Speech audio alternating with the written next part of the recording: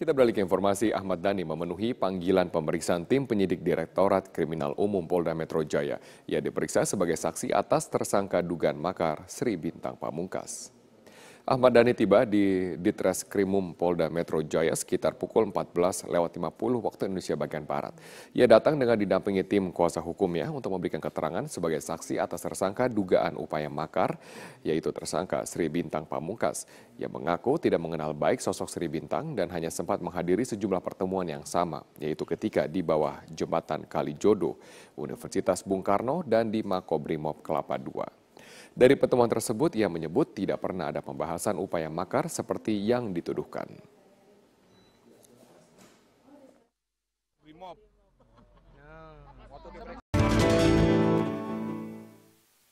Menarik diskusi kita, bahkan di tengah komersial break pun kita tetap berdiskusi tentang redenominasi ini, pemirsa. Kita akan lanjutkan di Hot Ekonomi pada malam hari ini. Pak Misbakun, selama ini kan tadi sudah disebutkan bahwa wacananya sudah dari tahun 2011, lalu 2013 sudah masuk tuh RUU-nya. Apa yang bikin ini mengendap selama ini? Pansusnya juga sudah ada kan sebetulnya? Belum. Oh, belum. Okay. Jadi ini kan masih di prolegnas. Kita sih kepinginnya pemerintah kalau punya keberanian, ya ayo dibahas. DPR ini kan tergantung siapa yang menendang bolanya. Kebetulan kan undang-undang ini kan usulan dari pemerintah. Kita masukkan prolegnas, kemarin kan ada beberapa prioritas yang kemudian lebih dulu kita. Karena apa? Usulan pemerintah itu ada yang namanya Undang-Undang Ketentuan Umum dan Tata Cara Perpajakan. Pemerintah. Terus ada undang-undang mengenai perimbangan keuangan pusat dan daerah yang butuh dibahas. Ada penerimaan negara bukan pajak, ada biaya materai. Yang pemerintah kan DPR ini kan Komisi 11 tidak bisa langsung semuanya dibahas. Ada pagu anggaran pembahasan undang-undang yang memang harus ada di slotnya dulu. Artinya ketika itu pemerintah pun tidak mendorong Nah, kalau pemerintah RUU mau dorong, ini. ya pemerintah sudah mendorong, tetapi kan sudah ada list-list yang sebelumnya itu harus disundul, harus diselesaikan dulu. Contoh ketentuan umum dan tata cara perpajakan sudah dibentuk. Tapi masih bisa dimasukkan di slot di. Nggak ada masalah. Kita kapan aja mau membahas itu. Bayangkan tiba-tiba pemerintah waktu itu ingin masukkan teks amnesti, kita selesaikan. Itu. Intinya bisa diselesaikan lah ya. Bisa diselesaikan. Kita nggak ada masalah. Kita dukung pemerintah sepenuhnya maunya apa. Yang penting bagaimana kemudian undang-undang ini berjalan dengan baik, tidak menimbulkan kericuan-kericuan baru, kegaduhan itu. Apalagi ini tujuannya sangat bagus sekali. Baik, ini sudah didukung sekali lagi. Bisalah masuk ke slot prolegnas 2017. Tapi yang dikhawatirkan tadi masa transisinya ya Pak ya. Betul. Ini memang perlu waktu yang sedemikian panjang. Nah persisnya apa? Apa yang harus dilakukan di masa transisi yang sedemikian panjang itu oleh pemerintah? Kalau menurut saya masa transisi jangan stick gitu ya, harus fleksibel gitu. Ada evaluasinya. Ada evaluasinya. Kalau perlu setahun ya setahun. Kalau perlu diperpanjang silahkan diperpanjang supaya betul-betul. Saya begini Pak, tadi kalau kita boleh mengkritisi apa yang disampaikan oleh BI, masa transisinya 7 tahun dan sebagainya, terlalu lama. Betul. Kalau menurut saya terlalu lama. 7 tahun malah terlalu lama. Kalau menurut saya ini periode 1 tahun masalah sosialisasi, 1 tahun masa transisi, yang 1 tahun lagi penarikan rupiah lama, dan tahun keempat selesai. Sudah 4 tahun selesai. Jadi tidak sampai 2025 sesuai dengan peta jalan. Teknologi sudah sedemikian majunya. Jadi yang penting adalah pada saat kita melakukan masa transisi, rakyat tidak dibuat bingung. Kalau mereka pergi ke toko, pergi ke pasar, dibuat 2 harga. Harga lama misalnya tadi Rp50.000, ada mata uang lama, Anda silahkan bayar pakai mata uang lama. Ada lagi mata uang baru Rp50. Anda mau pilih yang mana? Terus sampai sekian lama, sampai betul-betul paham. Dengan kondisi geografis Indonesia yang sedemikian banyaknya kepulauan gitu, dan ini memang dipisahkan oleh penting. laut, 1 tahun Anda optimistis bisa selesai? Saya yakin kalau BI berniat, dan saya melihat BI ini sangat optimis gitu. Karena saya juga ikut. Saya termasuk yang mengkritik BI dalam kaitan terlalu panjang. 4 tahun. Anda sepakat juga optimistis 4 tahun bisa selesai? Kalau menurut saya, edukasi ini setahun cukup. Betul. Ya kan? Setahun cukup lah. Jakarta, uang beredar paling banyak di mana sih? Ya kan? Di kepulauan-kepulauan itu kan tinggal masalah edukasi. Masyarakatnya juga nggak terlalu banyak transaksinya. Itu kan bisa diselesaikan pada saat tahap implementasi dan pelaksanaannya. Ini saya suka sekali, justru optimisme ini yang muncul. Tidak 7 tahun, tapi bisa 4 tahun. Jadi yang bisa didik adalah dunia usahanya, para pedagangnya, dan juga para sekolah, mahasiswa, siswa itu diberi pendidikan bahwa ini loh mata uang baru caranya menggunakan ini. Saya kok yakin ya dengan kondisi seperti sekarang itu tidak masalah masalah Semoga pemerintah menyaksikan dialog kita pada malam hari ini ya. Saya Pak, banyak pihak yang optimistis begitu. Baik, kita harus jeda lagi. Nanti kita tiba di segmen terakhir. Pemirsa jangan kemana-mana. Hot Ekonomi akan kembali. Pemirsa, inilah headline news pukul 1 waktu Indonesia Barat. 4.200 lebih rumah warga di Tuban, Jawa Timur masih terendam banjir luapan Sungai Bengawan Solo. Banjir sudah melanda Tuban selama sepekan terakhir. Pantauan tim Metro TV dari atas perbukitan Kapur di sisi utara aliran Bengawan Solo menunjukkan luasnya banjir. Selama sepekan terakhir, banjir akibat luapan Sungai Bengawan Solo masih merendam 34 desa dari 5 kecamatan di Tuban. Ketinggian air mencapai rata-rata 1 hingga 2 meter. 4 desa di antaranya terisolasi dengan 14.500 lebih jiwa terdampak. Namun demikian, hampir sebagian besar warga masih enggan mengungsi. Sejumlah petugas melakukan patroli keliling menggunakan perahu untuk menjaga keamanan dan menawarkan perahu untuk beraktivitas. Badan Penanggulangan Bencana Daerah BPBD Tuban mencatat banjir tahun ini adalah yang terparah dalam 5 tahun terakhir.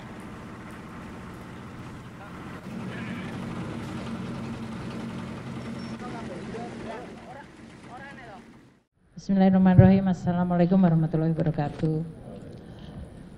Pertama-tama saya ingin menyampaikan terima kasih kepada seluruh jajaran pimpinan KPK yang telah menginformasikan mengenai kejadian operasi tangkap tangan terhadap salah satu staf di Direktorat Jenderal Pajak. Tentunya saya sangat kecewa terhadap tindakan dari aparat pajak, terutama pada saat kami semuanya sedang di dalam proses untuk membangun kembali kepercayaan wajib pajak melalui suatu program tax amnesty yang ini menggambarkan dibutuhkannya kepercayaan dua belah pihak, yaitu dari wajib pajak dan juga dari aparat pajak. Tindakan yang dilakukan oleh Oknum HS dari Direktorat Jenderal Pajak mencerminkan suatu pengkhianatan terhadap prinsip-prinsip tata kelola yang baik, integritas, dan kejujuran yang selama ini merupakan nilai-nilai yang dianut oleh Kementerian Keuangan dan Direktorat Jenderal Pajak. Jadi ini merupakan suatu tindakan yang mencederai nilai-nilai dan tentu juga mencederai kepercayaan dari koleganya yang lain. Seperti dikatakan oleh pimpinan KPK, Pak Agus, bahwa sebagian besar dari jajaran Direktorat Jenderal Pajak adalah para aparat yang punya komitmen tinggi untuk membangun institusi pajak menjadi institusi yang bisa dipercaya oleh publik, untuk mengumpulkan kewajiban pajak, mengecewakan bagi seluruh jajaran Direktorat Jenderal Pajak dan tentu bagi pimpinan di Kementerian Keuangan, termasuk saya sendiri secara pribadi yang sangat kecewa. Kami Kementerian Keuangan, saya sendiri akan terus mendukung langkah KPK untuk mengusut kasus ini secara tuntas. Kasus ini sudah masuk di dalam proses penegakan hukum dan oleh karena itu Kementerian Keuangan akan berkomitmen membuka akses yang seluas-luasnya bagi KPK untuk mendalami kasus ini.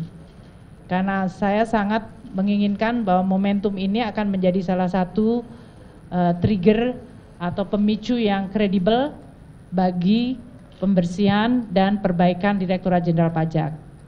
Kalau kami selama ini berkomunikasi bahwa melalui tax amnesty dan reformasi kami ingin membangun kepercayaan publik, maka kami menganggap bahwa hikmah dari OTT ini adalah suatu upaya yang jauh lebih sistematis dan kredibel untuk membangun Direktorat Jenderal Pajak yang bersih dari korupsi dan memiliki nilai integritas yang baik. Kami juga akan bekerja sama dengan KPK untuk mengintensifkan berbagai upaya pencegahan korupsi dan memperbaiki sistem tidak hanya di Direktorat Jenderal Pajak, tadi di Kementerian Keuangan keseluruhan. Kami menganggap bahwa Kementerian Keuangan merupakan lembaga yang sangat penting, sangat strategis yang memiliki amanah untuk mengelola keuangan negara secara bersih dan kredibel. Dan itu tidak mungkin dilakukan secara sendiri tanpa ada bantuan dan dukungan dari institusi yang kredibel seperti KPK. Sehingga saya sangat menyambut dan meminta untuk KPK membantu kami. Sehubungan dengan reformasi di Direktorat Jenderal Pajak yang telah saya sampaikan beberapa saat ini, maka saya akan segera membentuk dan mengumumkan tim reformasi di Direktorat Jenderal Pajak yang tidak hanya menyangkut masalah korupsi, tapi menyangkut ada 5 hal yang sangat strategis.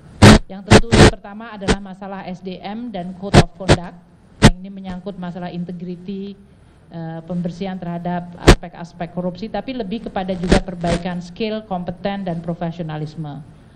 Yang kedua adalah menyangkut masalah information system dan database, karena ini akan sangat membantu kami untuk mengidentifikasikan kewajiban dari wajib pajak secara objektif dan mengurangi interaksi dari aparat pajak secara tidak perlu yang kemudian bisa menimbulkan berbagai transaksi seperti yang terjadi pada OTT ini.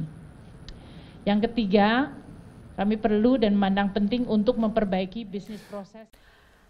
Selamat malam, Anda menyaksikan Headline News pukul 21 waktu Indonesia Barat. Pemirsa, Polda Metro Jaya telah menetapkan Buniyani sebagai tersangka terkait dugaan pencemaran nama baik. Untuk mengetahui informasi selengkapnya, kita simak langsung mendengarkan keterangan pers dari Kabid Humas Polda Metro Jaya, Kombes Pol Awi Setiono. Romawi 10 2016 PMJ di Reskrim Sus pada tanggal 7 Oktober 2016. Kita ketahui bersama bahwasannya LB tersebut pelapornya adalah Andi Windo Wahidin SHMH. Kasusnya tentang pencemaran nama baik dan penghasutan atau SARA. Adapun untuk identitas terlapor, yaitu nama BY, jenis kelamin laki-laki, tempat tanggal lahir Lombok Timur 16 Mei 1969, pekerjaan dosen agama Islam Kewarganegaraan Indonesia, alamat Kalibaru Permai Blok B2, nomor 15 RT 002007, Kelurahan Kalibaru, Kecamatan Cilodong, Depok, Jawa Barat. Hasil dari proses penyidikan selama ini yang telah dilakukan oleh Subdit Cybercrime Polda Metro Jaya sudah melakukan pemeriksaan terhadap saksi-saksi, kemudian saksi ahli, sampai dengan hari ini kita telah melakukan pemanggilan terhadap terlapor. Tadi pagi sekitar jam berapa tadi Pak Roberto? Jam 11 ya. Ya, kita panggil jam 10, jam 11 hadir sebagai saksi. Dan tadi sampai dengan pukul sekitar 19.30 ya, selesai dilakukan pemeriksaan sebagai saksi. Namun demikian dengan hasil pemeriksaan, hasil konstruksi hukum, pengumpulan alat-alat bukti dari penyidik pada kesempatan malam hari ini sekitar pukul 20.00 dengan bukti permulaan yang cukup, yang bersangkutan saudara BY kita naikkan statusnya menjadi tersangka. Bahwasanya yang bersangkutan dari tuduhan persangkaan oleh pelapor terkait dengan pencemaran nama baik dan penghasutan SARA yang dapat kita penuhi terkait dengan unsur-unsur perbuatan pidananya, yaitu terkait dengan. Kita beralih ke informasi. Penyidik Polda Metro Jaya memanggil sejumlah saksi untuk mendalami kasus penghadangan kampanye yang terjadi pada pasangan Cagup dan Cawagup DKI Jakarta, Basuki Cahayapurnama dan Jarod Saiful Hidayat di kawasan Kembangan Utara. Cawagup petahana Jarod Saiful Hidayat menjadi salah satu saksi yang hadir untuk memberikan keterangan. Kita bergabung bersama dengan rekan kami Aftian Siswoyo langsung dari Mapolda Metro Jaya di Jakarta untuk informasi selengkapnya. Aftian, apa saja keterangan yang disampaikan Jarod Saiful Hidayat sebagai saksi kepada penyidik Polda Metro Jaya? Robert, hari ini Jarod Saiful Hidayat tiba di Mapolda Metro Jaya pada pukul 16 waktu Indonesia Barat, dan Jarod sempat memberikan beberapa keterangan kepada awak media bahwa terkait kehadirannya hari ini adalah berkapasitas sebagai saksi terkait kasus penghadangan ketika melakukan kampanye di kawasan Kembangan Utara. Dan di sini Jarod juga akan memberikan penjelasan serta klarifikasi atas tindak pidana pilkada yang dialami.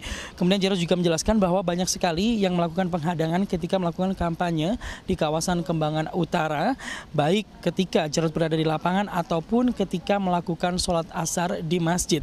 Dan dalam minggu ini pihak kepolisian akan menyelesaikan berkas perkara dan diserahkan ke jaksa penuntut umum untuk proses tindak lanjut. Dan selain Jarod, hari ini juga dihadirkan 11 orang saksi lainnya untuk memberikan keterangan. Dan hingga saat ini memang pihak kepolisian masih belum menetapkan tersangka dalam kasus penghadangan yang dilakukan oleh salah satu warga berinisial NS yang disebut sebagai komandan lapangan. Dan tadi setelah kehadiran Jarod, tadi juga hadir dalam pemanggilan hari ini adalah Ketua DPRD DKI Jakarta, Prasetyo Edy, dan di sini Prasetyo Edy mengatakan bahwa mengetahui terkait permasalahan ini, yaitu permasalahan penghadangan ketika melakukan kampanye di kawasan Kembangan Utara. Prasetyo Edy juga meskipun tidak mengikuti kampanye di kawasan Kembangan Utara, namun sebagai ketua tim hari ini datang berkapasitas sebagai saksi. Dan Prasetyo Edy juga menjelaskan bahwa ada beberapa bukti yang dibawa, termasuk yaitu bukti video dan juga beberapa bukti foto.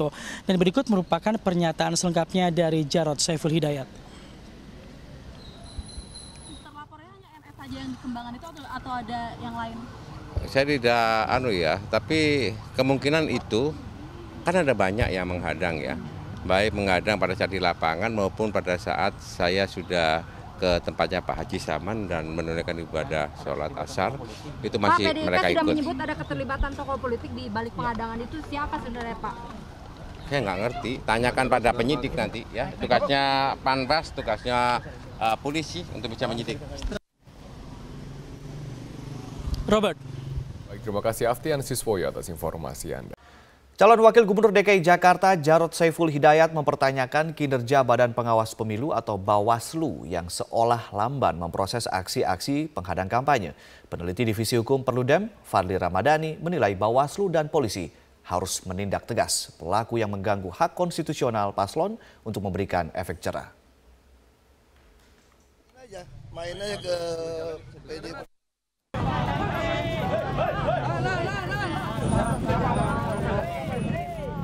Kegiatan kampanye pasangan calon kepala daerah DKI Jakarta, Basuki Cahayapurnama dan Jarod Saiful Hidayat sempat berulang kali mendapatkan gangguan dari sekelompok massa. Tercatat telah lebih dari 5 kali pasangan Ahok Jarod dihadang sejak masa kampanye digelar pada 28 Oktober lalu.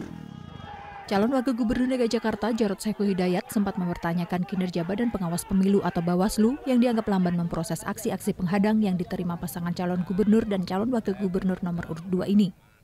Tanyakan kepada Bawaslu. Makanya tadi Panwas kan ikut ya, Panwas ini ada belakang ya. Aku bilang, ya harusnya, aku kan pernah juga ditolak di sini. Pernah nggak ditolak? Pernah.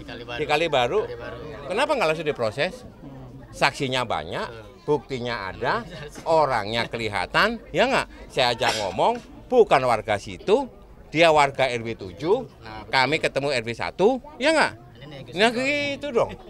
Ketua Badan Pengawas Pemilihan Umum atau Bawaslu DKI Jakarta, Mimah Susanti, membantah abai memproses laporan pelanggaran pemilu. Ia mengaku Bawaslu telah memproses seluruh laporan yang dilayangkan tim kampanye Ahok Jarot. Dari 4 laporan, hanya 1 yang memenuhi unsur pidana. Ada 1 laporan yang disampaikan oleh tim pasangan calon nomor urut 2 itu yang memenuhi unsur tindak pidana pemilu. Dan itu sudah kita tindak lanjuti atau kita rekomendasikan kepada pihak kepolisian. Jadi kewenangannya itu sudah ada kepada mereka, ya. Peneliti Divisi Hukum Perludem, Fadli Ramadhani, menilai penolakan kampanye paslon yang terjadi di DKI sudah masuk dalam pelanggaran serius. Karena itu, ia meminta Bawaslu dan polisi segera bertindak. Penolakan ini atau bukan penolakan sebetulnya, tapi mengganggu tahapan kampanye ini mesti ditindak secara hukum. Nah, makanya pembelajaran penindakan secara hukum itu nanti akan memberikan efek jerah kepada orang yang akan melakukan atau orang yang masih melakukan. Nah, makanya menurut saya ini tidak bisa dibiarkan. Kalau ini dibiarkan dan tidak ditindak secara tegas, ini bisa menjadi presiden bagi daerah lain yang melangsungkan pilkada di 100 daerah yang lain. Kegiatan kampanye adalah hak setiap pasangan calon kepala daerah yang dilindungi oleh undang-undang. Jika hal ini dibiarkan, dikhawatirkan tidak hanya akan menjadi presiden buruk bagi pelaksanaan demokrasi, tetapi juga penegakan hukum di Indonesia. Apalagi ada ancaman pidana bagi para pelaku. Tim Liputan Metro TV. Banyak cara dilakukan warga untuk mendukung pasangan calon gubernur DKI Jakarta dalam memenangkan Pilkada DKI 2017 mendatang. Ya, salah satunya dengan penggalangan dana kampanye rakyat yang digagas oleh kaum ibu-ibu sebagai simpatisan pasangan nomor urut 2 Ahok Jarot. Dalam rangka mendukung pasangan petahana Ahok Jarot, kelompok ibu-ibu arisan di RW 12 Pejagalan Penjaringan Jakarta Utara menggalang dana kampanye rakyat.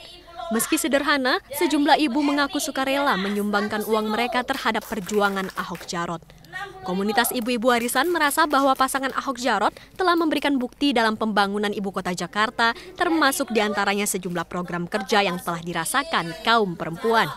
Nah, memang kita mengumpulkan dana ini itu nanti untuk dari kita untuk kita juga tergerak, ibu-ibu kita tergerak karena sumbangan itu karena kita merasa menginginkan punya pemimpin yang jujur dan anti korupsi. Karena bapak-bapak itu yang telah memberikan kita ke anak-anak kita sekolah dan kita lingkungan juga bersih semuanya. Adanya inisiatif warga dalam penggalangan dana kampanye rakyat disambut baik oleh tim relawan kampanye rakyat Ahok Jarot. Tim relawan mengaku terharu atas kepedulian warga untuk mendukung perjuangan pasangan Ahok Jarot. Oke, jadi dari ibu-ibu arisan di sini mereka biasa sebulan sekali memang melakukan arisan, dan pada arisan di bulan ini mereka mengundang kita dari tim penggalangan dana untuk bersama-sama melakukan kampanye rakyat untuk mendukung Basuki Jarot sebagai pasangan calon gubernur dan wakil gubernur.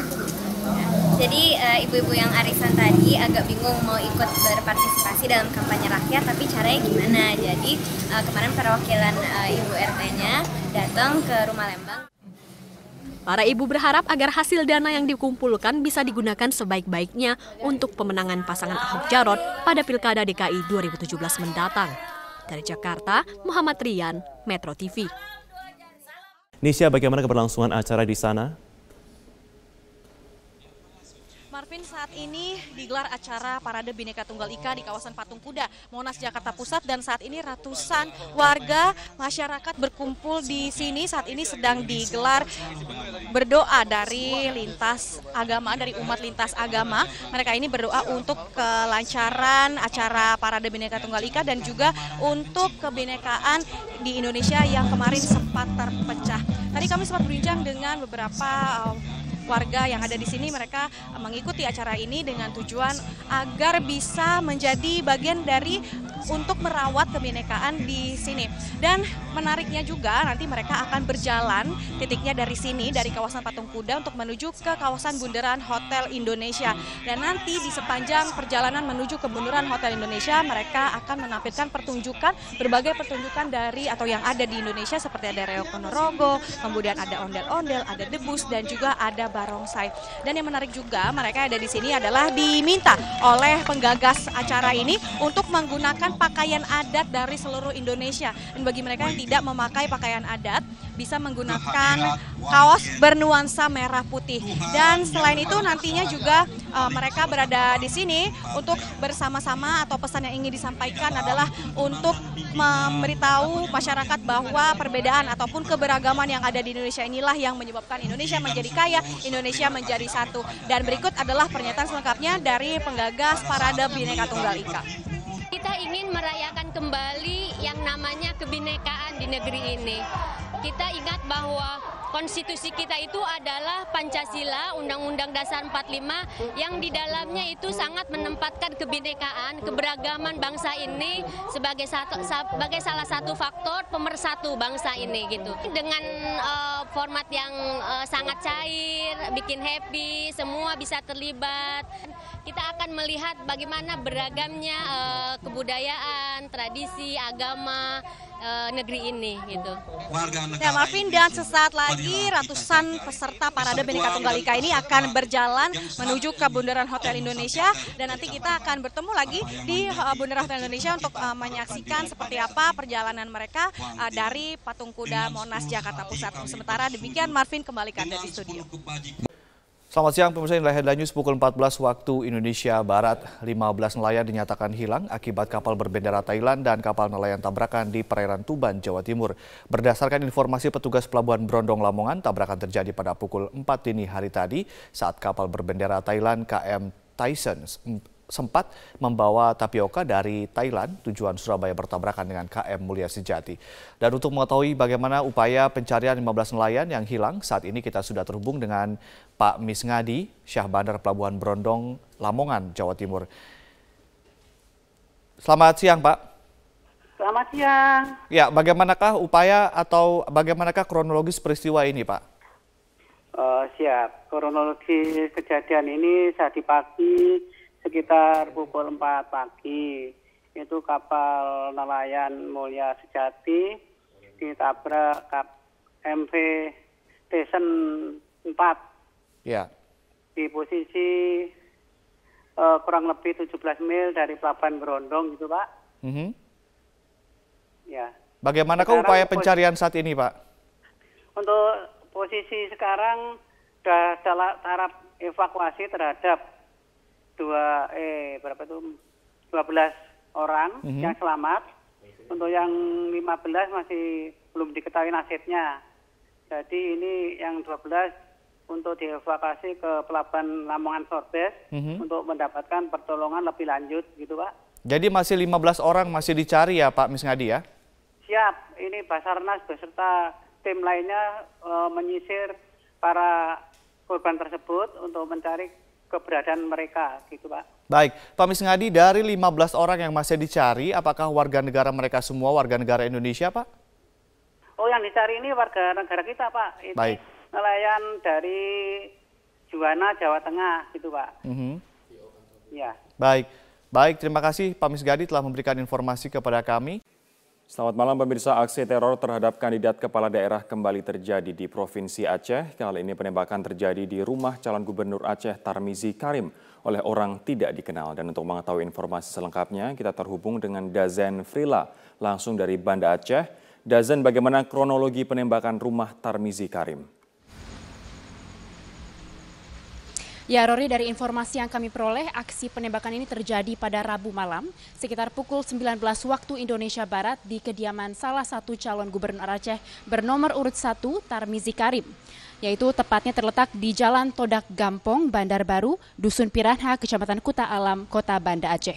Tidak ada korban jiwa dalam peristiwa ini, dan menurut keterangan saksi mata, yaitu Fahri, anak dari Tarmizi Karim sendiri, mendengar suara letusan setelah sempat melihat seorang sosok yang melintas di luar pagar kediamannya dengan menggunakan 1 unit sepeda motor. Fahri sendiri tidak mengetahui bahwa suara tersebut adalah suara letusan senjata api, dan ia baru mengetahui aksi ini adalah aksi teror atau penembakan setelah diberitahu pihak Pamtup atau pengamanan tertutup Tarmizi Karim bahwa terdapat lubang bekas tembakan di pagar rumahnya yang juga terpantul pada pagar garasi. Sementara selongsong peluru juga telah ditemukan di dalam areal rumah, dan insiden ini terjadi ketika Tarmizi dan keluarga sedang dalam perjalanan dari Kabupaten Aceh Timur menuju Kota Banda Aceh. Hingga saat ini pihak kepolisian belum dapat mengungkap motif ataupun pelaku di balik penembakan ini, dan saat ini masih melakukan pemeriksaan karena pihak Tarmizi Karim sendiri baru menyampaikan laporan kasus ini pada sore hari tadi, Rory. Sementara olah TKP akan segera dilakukan dalam waktu dekat. Dan menanggapi insiden ini, Tarmizi Karim sendiri yang maju dalam Pilgub Aceh melalui jalur independen mengatakan aksi penembakan ini merupakan bentuk teror yang telah mengganggu kedamaian pilkada, namun pihaknya tetap menghimbau kepada seluruh tim sukses dan para pendukung untuk tetap tenang dan tidak terprovokasi oleh kejadian ini. Berikut kita dengarkan salah satu petikan wawancara kami dengan calon gubernur Aceh Tarmizi Karim. Tentunya seperti tadi kita sudah kumpul juga dengan tim kita, tim sukses di dalam pilkada ini. Saya memintakan kepada mereka agar sabar, tenang, oleh karena ini sudah ditangani oleh polisi dengan bagus sekali sejak awal tadi pagi. Dan sebetulnya ini kan bertentangan dengan semangat pilkada damai. Itu yang baru seminggu yang lalu kita sudah kumpul di Mapolda di bawah koordinasi Pak Kapolda dan pengarahan Bapak Gubernur. Yang semangat kita kan spirit kedamaian ini. Tapi kalau ada kejadian-kejadian seperti ini, maka itu akan bertolak belakang sekali dengan semangat pilkada yang damai, aman, sejahtera. Untuk sementara demikian yang dapat kami sampaikan dari Banda Aceh. Kembali ke Anda, Rory, di studio. Pemirsa, kita bergabung dengan Stella Nau dari Istana Merdeka. Stella,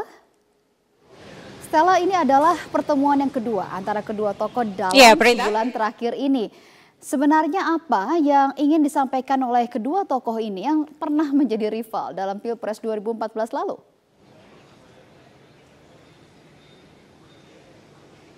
Menarik sekali satu hal yang disampaikan oleh Presiden Joko Widodo dan Ketua Umum Gerindra Prabowo tadi saat bertemu santai ya, mereka ngobrol di depan Istana Merdeka.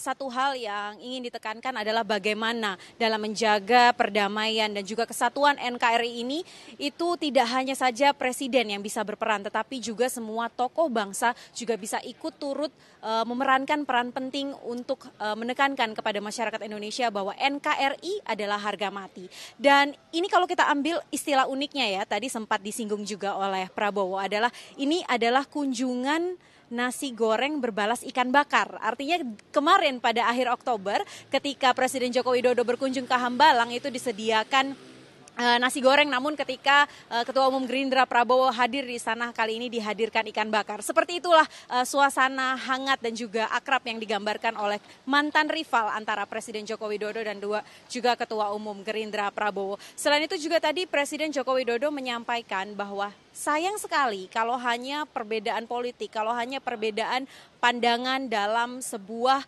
tatanan menjalankan pemerintahan itu menjadi pengganggu dan kemudian merugikan masyarakat, menjadi halangan bagi kita untuk membangun bangsa Indonesia. Karena kalau kita lihat pada tanggal demo 4 November kemarin, sebenarnya safari-safari politik seperti ini itu sudah dilakukan oleh Presiden Joko Widodo, tidak hanya kepada partai, tapi juga di kalangan pemuka agama. Dan juga banyak diskusi-diskusi yang juga sudah dilakukan oleh Presiden Joko Widodo. Namun menarik kita ikuti langsung bagaimana pernyataan Presiden ini untuk menekankan bahwa NKRI adalah harga mati. Berikut pernyataan Presiden Joko Widodo.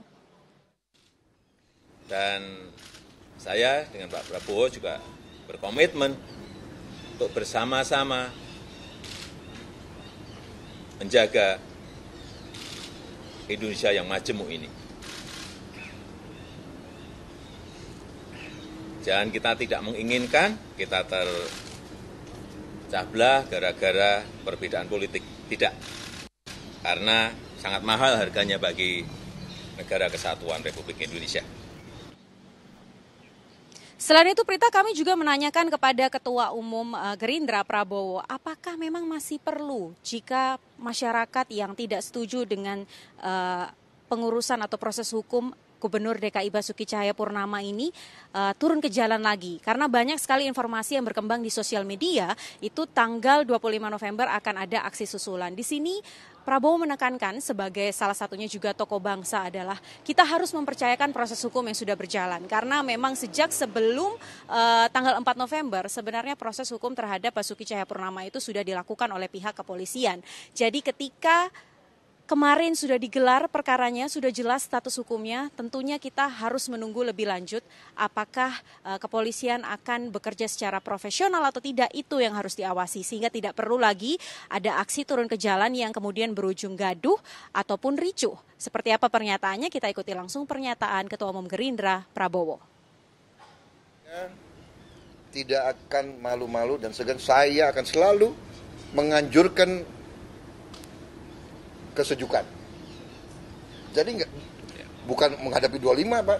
Setiap saat saya akan menganjurkan selalu untuk kita tidak usah gaduh, jangan gontok-gontokan, jangan tegang. Kesimpulan yang disampaikan oleh pertemuan Presiden Joko Widodo dan Ketua Umum Gerindra Prabowo hari ini adalah satu, Prita. Artinya negara kita adalah negara demokrasi. Siapapun yang turun ke jalan, siapapun yang menyuarakan pendapatnya harus dihormati. Tetapi tetap yang harus dijalankan untuk menyelesaikan semua permasalahan ini adalah hukum. Prita.